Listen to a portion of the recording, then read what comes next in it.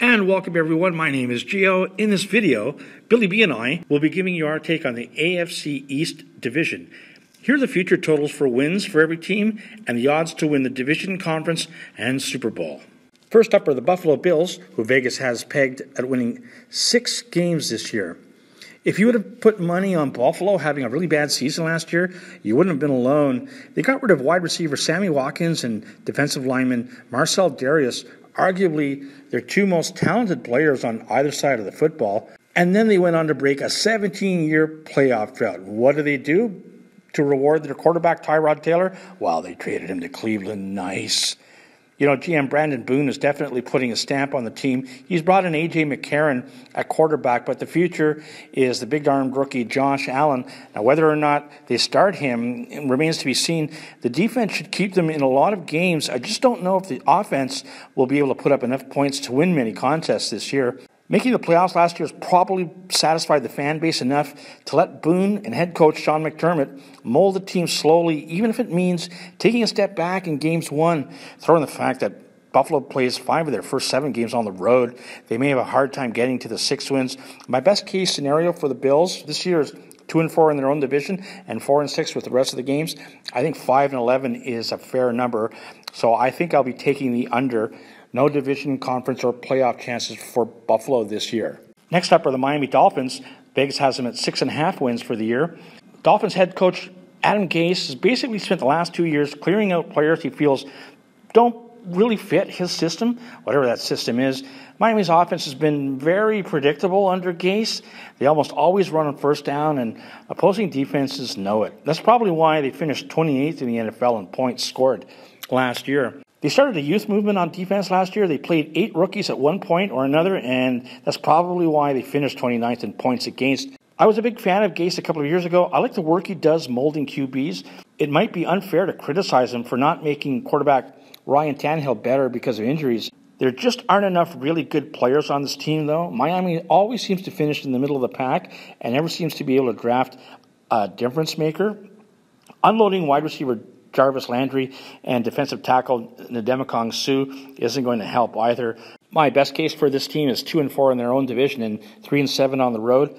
I think they'll end up 4-12, so I strongly recommend you take the under 6.5 total wins for Miami this year. Next up are the New York Jets. Vegas has them to win 5 games this year. The Jets have to consider themselves very fortunate to have quarterback Sam Bradford fall into their lap in this year's draft. The only question is, do they start him right away, or do they let him hold a clipboard and watch and learn from either one of their 2 more experienced quarterbacks in Josh McCown or free agent Teddy Bridgewater? Either way, they're going to have to learn a new system, as this will be the 3rd different offensive coordinator in 3 years. They've made some upgrades on the offensive line, but they really lack any true playmakers on offense.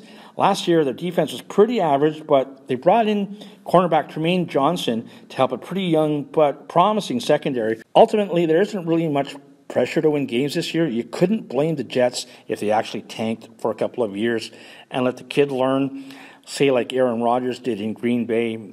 My best case scenario for the Jets is 2-4 in their own division and 4-6 with the rest of their 10 games. I think they'll end up at 5 wins, which is right around the Vegas number. So 5 wins, I won't be betting on them. They won't win the division, conference, or Super Bowl. And last but certainly not least are the New England Patriots. Vegas has them at 11 wins this year. Well, another year and another NFC title and another trip to the Super Bowl for the New England Patriots. It doesn't look like any other team will be challenging for the division this year either, with the Jets and Bills probably starting rookie quarterbacks. The Dolphins stuck with a mediocre starter, while New England once again has Tom Brady under center. And while Brady still looks great at 41, and he will have tight end Rob Gronkowski, there will be a lot of new faces, especially on offense this year.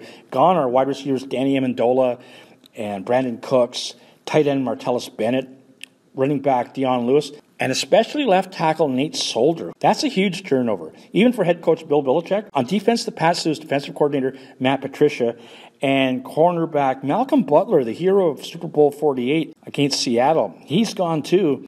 Now, nobody doubts that Belichick isn't going to work his wonders on all the new players being brought in, but that is a big turnover. There's also the Super Bowl hangover effect, but the Pats play in maybe the weakest division, and the AFC isn't as strong as the NFC.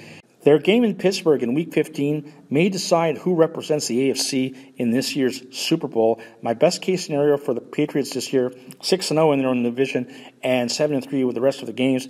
I like them at 11-5, which is right around the number. They are a guaranteed lock to win their division, but I'm not going to put any money on them to win the conference or the Super Bowl. Okay, and that's my take on the AFC East. For his thoughts on this division, here's Billy B. First up for the AFC East is the Buffalo Bills. Buffalo exceeded everyone's expectations last season, however, I do not expect that to happen again. They will most likely be starting a rookie quarterback in Josh Allen, who will have some growing pains.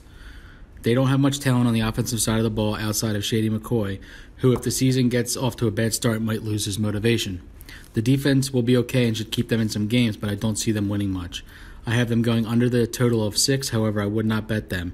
I also would not bet them for the AFC East, AFC, or Super Bowl. Next up, we have the Miami Dolphins. Miami still has huge questions about quarterback Ryan Tannehill, who just can't seem to stay healthy. They lost Landry and Sue, who will be big losses for them. The defense is average with some young pieces, however, they did add some leaders in Gore and Amendola to help the team grow. I have them going over the win total of 6.5, but I would not bet them.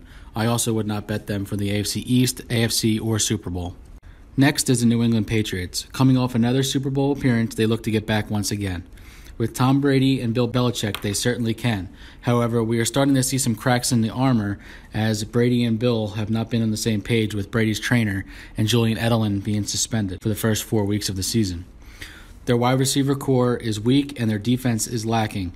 With a weak division and the easy schedule, I still have the Patriots going over the total of 11 wins, but it won't be in their dominant fashion as we have been used to seeing. I would bet them over 11 here, but I wouldn't bet them for the AFC East, AFC, or Super Bowl because the value is just not there. Last is the New York Jets. The Jets are one of the youngest teams in the NFL, and it will show during the season. They will most likely start a rookie quarterback in Sam Darnold, who will make some mistakes. They have below-average talent and will have trouble staying competitive. I like the under 6 wins here. I would bet them on the under, but I would not bet them for the AFC East, AFC, or Super Bowl. Okay, those are our thoughts for the AFC East division.